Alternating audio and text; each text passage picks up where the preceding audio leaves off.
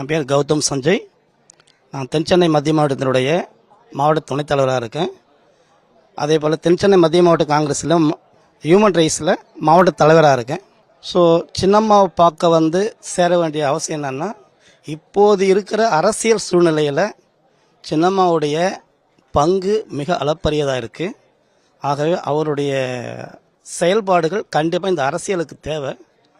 அது மட்டுமல்ல, தமிழ்நாடு அரசியலில் அதுவும் அதிமுகவில் சின்னம்மாவுடைய பங்கு மிக அளப்பரியது.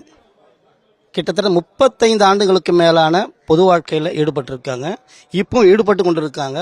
பல அமைச்சர்கள் உருவாக்கிய பெருமை இவர்களுக்கு இருக்குது. அது மட்டுமல்ல, முன்னாள் முதல்வர் அம்மா அவர்களோட அரசியல் பயணத்தில் தொடர்ந்து பணியாற்றியவர். அந்த அடிப்படையில் அதிமுகவுடைய வளர்ச்சியில் பெரும் பங்காற்றிருக்கிறாரு. இப்போ ஒட்டுமொத்த அதிமுகவுடைய வளர்ச்சிக்கு சின்னம்மாவுடைய பங்களிப்பு தேவைப்படுது. ஸோ ஆகவே நான் அம்மாவோட சேர்றதுக்கு நான் சேம் பண்ணுறேன்.